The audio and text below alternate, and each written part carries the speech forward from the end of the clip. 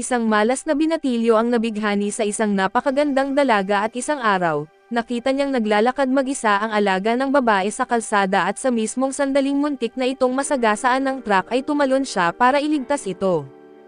Pero sa halip na masagasaan ay nadulas siya at nahulog sa isang bangin at bigla siyang nagsimulang mamuhay muli mula sa simula. Ngayon siya ay sugatan, tuliro at takot at tumakbo siya ng mabilis habang hinahabol siya ng mga halimaw. Hindi niya alam kung ano ang mga nilalang na iyon pero muntik na siyang tamaan ng isang atake na siguradong papatay sa kanya. Nakalayo siya ng kaunti at hanggang sa biglang hilahin siya ng isang misteryosong babae papunta sa likod ng isang malaking bato. Pagkalipas ng ilang tensyon na segundo ay mukhang nawala na ang mga halimaw at nagpasalamat ang binatilyo. Pero biglang napansin niya ang isang munting nilalang na sumisilip mula sa ilalim ng palda ng babae at tumawa ang babae. Dali-daling sinabi ng binatilyo na hindi siya natatakot. Sa katunayan ay nagyabang pa siya na kaya niyang talunin ang mga halimaw kung hindi lang siya nasugatan. Pabirong sabi ng babae na hihintayin daw niyang iligtas siya ng binata sa susunod gamit ang lakas na ipinagmamalaki nito. Nang kumikindat ang babae ay lalo pang nahulog ang loob ng binatilyo sa kanya. Buong tapang niyang hinawakan ang kamay nito at sinabing gusto niya ito pero sa mismong sandaling iyon ay nagising siya at isa lang pala iyong panaginip. Sa tabi niya ay tinutokso siya ng dalawang kaibigan dahil halatang tungkol na naman sa babae ang panaginip niya. Napapalibutan silang tatlo ng isang grupo ng siga na may hawak na baseball bat. May isa sa kanila na nagbanta sa kanya dahil daw pumasok siya sa teritoryo nila na parang pag-aari niya ito pero imbes na matakot, kalmado lang ang binatilyo at ang mas inis na inis siya ay dahil gaya ng dati ay hindi na naman niya nasabi sa panaginip ang damdamin niya para sa babae. Tinuya siya ng grupo at binanggit na masyado raw niyang sineseryoso ang salitang babae sa panaginip, pero bigla niyang sinipa ang isa sa kanila at matapang na ipinaliwanag na hindi lang ito panaginip at nagalit ang grupo. May sumugod at sinubukan na hampasin siya ng bat sa ulo pero nakaiwas siya at sinuwag pabalik ang panga ng kalaban. Kahit nakatali pa rin ay malakas siyang sumigaw ng kasabihan mula sa angkan ng Naraji, huwag susuko hanggat hindi ka patay at kahit patay ka na ay huwag pa rin susuko. Sa madaling salita si Naruhiro Takaru ay hindi natatalo at tuloy-tuloy ang atake sa kanya, pero kahit nakatali ay naipagtanggol pa rin niya ang sarili ng maayos. Makalipas ang ilang sandali ay makikitang nakasakay na ng motorsiklo si Naruhiro at matapos makatakas sa mga siga, tahimik niyang ipinangako sa sarili na tuparin niya ang pangako na makikita niya ang babaeng mahal niya anuman ang mangyari. Habang bumibiyahe siya ay bigla niyang nakita ang parehong maliit na alaga ng babae at napahinto siya. Gulat at nalilito at nang tumakbo ang hayop ay agad niya itong sinundan at biglang may paparating na truck, pero tumalon si Naruhiro para sagipin ito at muli siyang nahulog sa gilid ng bundok. Pero sa halip na masaktan ay nagising siya sa isang lugar na hindi niya kilala at sa harapan niya mismo. Naroon ang babaeng matagal na niyang hinahanap, nakangiti siya habang nagpapakilala bilang lalaking minsan na niyang iniligtas, pero blanko ang tingin ng babae at halatang hindi siya nito kilala. Ang mas nakakagulat ay nasa entablado pala sila ng isang live performance at biglang bumagsak ang alaga ng babae mula sa itaas at dumadapo sa ulo ni Naruhiro, dahilan para tumama ang mukha niya sa dibdib ng babae at napasigaw ito. Samantala sa audience isang green-haired na babae ang natawa at akala niya parte lang ng palabas ang nangyari, pero giit ng blue-haired na babae ay wala iyon sa script at naiinis siya at tinanong si Sei kung hindi ba't mas nakakaaliw iyon kaysa sa mga boring na sayawan. Sumang-ayon si Sei pero dahil espesyal ang araw na ito at naisip niyang panahon na para siya na ang umayos ng gulo, pinindot niya ang isang lihim na aparato sa kamay at agad na lumabas ang tali na tinali si Naruhiro sa entablado. Nakakatuwa man ang gulo at panahon na raw para ibalik ang kaayusan at sa huli ay sinampal ng babae si Naruhiro at sinigawan na lumayas, pinalayas sa venue at naglalakad na lang si Naruhiro sa kalsada habang iniisip na baka galit na talaga sa kanya ang babae. Naisip niya kung paano niya aayusin ang sitwasyon at sa unahan ay napansin niya ang isang batang masayang kumakain ng kebab. Lumapit si Naruhiro at nagtanong kung may tinda bang ganon sa convenience store, pero nakatingin lang sa kanya ang bata na halatang hindi siya naiintindihan. Litong-lito at hindi pa rin kontento at napadpad si Naruhiro sa isang kalapit na tindahan at sinubukan na alamin kung paano makakabili ng kahit ano. Pinakita ng clerk ang isang digital screen kung saan makikita ang lokal na sistema ng pera at nang subukan niyang gamitin ang banking app sa kanyang patay na cellphone, hindi ito gumana at agad siyang pinalayas palabas ng tindahan. Nainis at litong-lito ay nagtanong siya sa isang dumaraan kung nasaan siya at sabi ng lalaki ay nasa Joe 7 siya sa Bojo Lane, at dito ay mas lalo lang siyang nalito pero nagpatuloy siyang maglakad hanggang marating niya ang isang distrito na parang pamilyar, parang bumalik siya sa nakaraan. Habang iniintindi niya ang paligid ay biglang umalangaw-ngaw ang isang public alert, may paparating na alon ng itim na ulap sa loob ng 1 minuto at inatasan ang lahat na agad na lumikas sa mga safety gate. Hindi inaasahan ni Naruhira ang pangyayari kaya naiwan siyang nasa labas ng ligtas na zona kasama ang ilan pang tao. Sa di kalayuan ay napansin niyang may batang malapit ng lumunin ng dilim at wala siyang pag-alinlangan ay tumalon siya at ginamit ang katawan para protektahan ang bata. Habang nilalamon sila ng ulap ay pakiramdam nila ay nahila sila sa ibang mundo. Tahimik na parang nagyayelo ang paligid at ang mga tao ay mukhang natakot at nawalan ng malay at agad na sinuri ni Naruhira kung may nabubuhay pa sa kanila at sa sandaling iyon, lumitaw ang isang dambuhalang halimaw matangkad, mabangis at wasak ang lahat ng madaanan.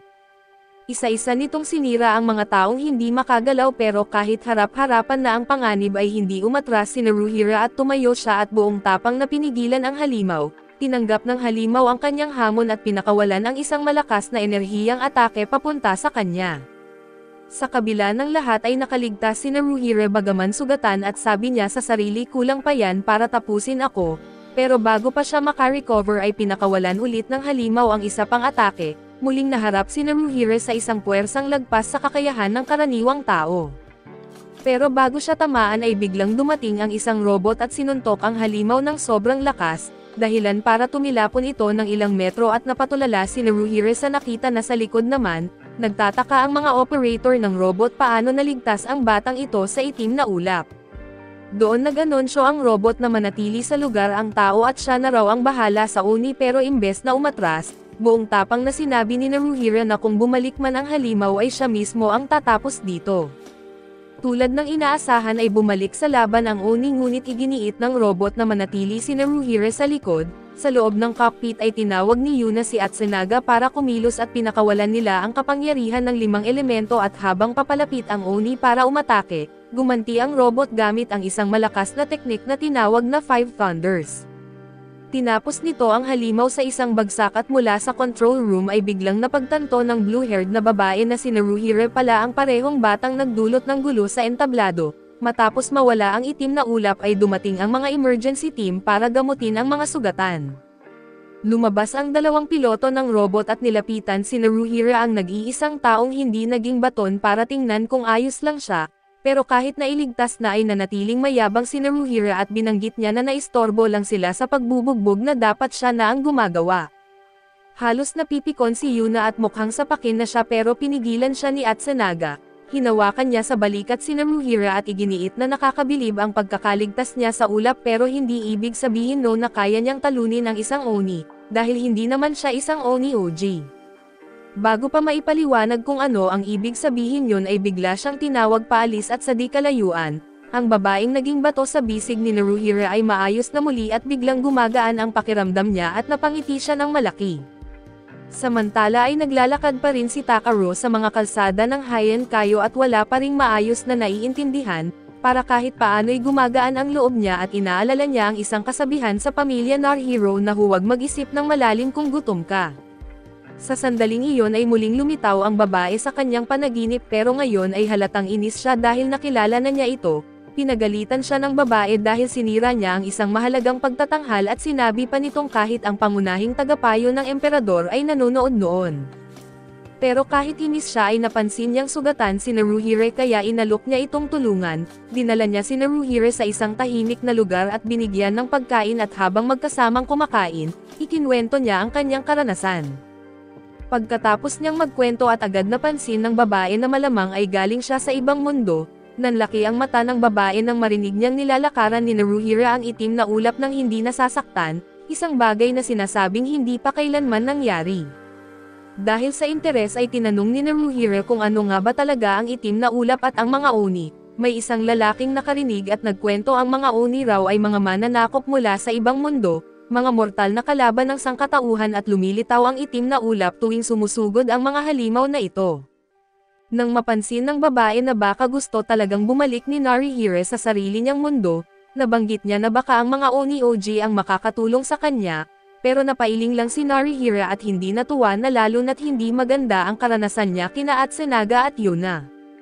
Na-offend ang lalaki at sinabing ang mga Oni OG lang ang dahilan kung bakit nananatiling ligtas ang lungsod, sila raw ang kumokontrol sa mga makapangyarihang nilalang na tinatawag na Shikigami. May isa pang babaeng sumasabat at ipinaliwanag na ang pinuno ng Amoji ay si Abaino Sim. Pero maling narinig ni Naruhira at akala niya ang pangalan ay Anbyaki at kinagabihan ay hindi makatulog si Narihira at sa labas ng bahay kung saan siya pansamantalang nanunuluyan, nakita niyang sumasayaw sa ilalim ng buwan ang babae sa kanyang panaginip, ang katawan nito ay bahagyang nababalutan ng mga anino ng gabi.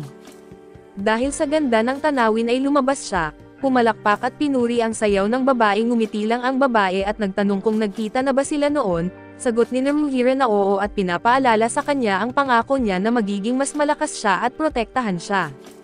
Sabi ng babae ay hindi raw niya makakalimutan ang ganoong bagay sa susunod at sa wakas ay ipinakilala niya ang sarili na si Sukamiya. Kinabukasan ikalawang araw ng pista tumutulong si Narihira sa mga gawain nang mapansin niyang may dumarating na mensahero mula sa tagapayo ng emperador, papunta sa lalaking sangkot sa kaguluhan kahapon. Habang kausap si Sukamiya ay inireklamo ng mensahero na naging kapalpakan ang buong palabas dahil may biglang sumingit sa entablado, galit na galit daw ang tagapayo at hindi raw karapat-dapat ang nangyaring iyon para sa napakahalagang ritual na Grand Pandemonium. Kaya hinihiling niyang pumunta si Sukamiya sa palasyo para personal na humingi ng tawad at biglang humarap si Narihira at inamin na siya ang may kasalanan sa pagkasira ng palabas, pero hindi siya pinansin ng mensahero at patuloy pa ring pilit na isinasama si Sukamiya. Muling sinubukan ni Narihira na kunin ang responsibilidad pero sa pagkakataong ito ay pinutol siya ni Abaino Sim, nagkamali si Narihira ng pangalan at tinawag siyang Hiryaki kaya't napatawa si Sim, sabi niya ay madalas daw talaga siyang maliin ng pangalan. Matapos nakpin si Naruhira ay lumapit si Sim kay Sukamiya at sinigurong magiging maayos ang lahat at mukhang naniwala naman si Sukamiya. Habang papalipad na sila gamit ang air car ay tinanong ng green-haired na babae si Sim kung naiilang ba siya sa pagiging kakaiba ng binatilyo. Pero bahagya lang siyang kumikindat at hindi sumagot at biglang tumunog ang mga sirena sa buong lungsod. May panibagong babala ng itim na ulap. Sa loob lamang ng 20 segundo ay muling tatakpan ng dilim ang Heian-Kayo na sa gitna pa mismo ng Grand Pandemonium. Mas mabagal pa kaysa dati ang sistema ng babala at mabilis na bumabalot ang ulap at tumama pa ito mismo sa sasakyang sinasakyan ni Sukamiya. Nang maramdaman ni Narihira na nasa panganib ang kaibigan ay kinuha niya ang pinakamalapit na armas at tumakbo papasok sa kaguluhan. Pinapangako niya iyon na kahit ano pa ang mangyari ay protektahan niya ito at sa loob ng itim na ulap, abala na sina Yuna at Atsunaga sa pakikipaglaban sa mga sumalakay na Oni, samantala ay nilalakbay ni Narihira ang delikado at baluktot na lupain sa loob ng ulap at determinado siyang hanapin si Sukamiya. Sa bandang huli ay natagpuan niya ang wasak na sasakyang sinasakyan ng babae at kasabay nito, sinusubukan ng mga Oni OG na tamaan ang dambuhalang kalaban, pero nabigla sila nang biglang gumamit ng kakaibang taktika ang Oni kung saan lumikha ito ng sunod-sunod na magkakaugnay na escape gate na nagbigay dito ng kakayahang mag-warp sa paligid ng battlefield at umatake ng biglaan. Sobrang hirap nitong labanan at paulit-ulit na tinatamaan ang Shikigami na hindi na halos makasabay sa bilis ng mga atake, at lalo pang lumala ang sitwasyon at habang si Narihira ay sakto nang dumating sa kinaroroonan ng naging bato ng si Sukamiya, pinakawalan ng Oni ang isang matinding huling atake na tumama sa robot.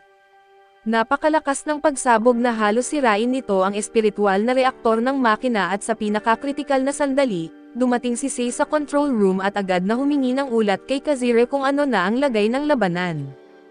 Sa mismong battlefield ilang segundo na lang at matatapos na sana ng Oni ang Shikigami at si Sukamiya na hanggang sa huling saglit, muling lumitaw si Naruhira at binigwasan ang halimaw gamit ang kanyang sandata. Napatahimik ang lahat sa gulat at hindi makapaniwala sa biglaang pagbabalik ng binatang minsang lumitaw mula sa itim na ulap, lahat ay nagulat maliban kay Sei na ngumiti lang ng may halong panunuya. Ngayon na may bago at mas matinding lakas at itinuloy ni Narihira ang pag-atake pero nasalo siya ng dambuhalang Oni sa kalagitnaan ng kanyang galaw, nilamag ng matinding puwersa at ibinagsak ng sobrang lakas sa lupa. Pagkatapos ay umatras ang halimaw at iniwan si Narihira na duguan at walang galaw. Pero sa hindi maipaliwanag na paraan na tila milagro at naglaho ang mga sugat ni Narihira na parang hindi ito kailanman nasaktan, agad na nagsara ang kanyang mga sugat at dahan-dahan siyang tumayo, habang ang Oni naman ay muling nagpapalakas ng panibagong atake mula sa malayo. Habang nakatitig sa paparating na panganib ay muling naalala ni Narihira ang kasabihan ng kanyang pamilya, huwag susuko hanggat hindi ka patay at kahit patay ka na ay huwag pa rin susuko, at sa mga salitang iyon sa kanyang isipan, tumakbo siya paabanti at sinalubong ang atake ng Oni at sinagot ito ng isang napakalakas na suntok. Sa mismong sandaling nagtagpo ang kanyang kamao at ang kalaban, nagsimula ang pagbabagong anyo ni Narihira at nababalot ng isang di mapipigilang makapangyarihang armor, pinakawalan niya ang isang huli at napakatinding suntok na tuluyang nagpabagsak sa halimaw. Sa control room ay pinanood ni Sei ang lahat ng ito habang ngayon ay totoo na ang kanyang ngiti, at sa unang pagkakataon, inamin niya sa sarili na baka nga may kakaibang galing ang batang ito.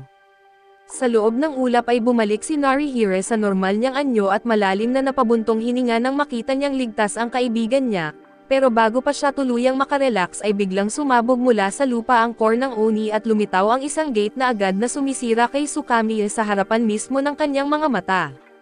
Sa biglaang pag-atake ay lumitaw ang isa pang Oni at sinaksak si Narihira mula sa likod gamit ang mga matutulis nitong kuko. Sa sumunod na saglit ay nagising si Narihira na may halong takot at gulat, at muli na naman siyang nasa eksaktong parehong sitwasyon kung saan siya unang napunta sa kakaibang mundong ito.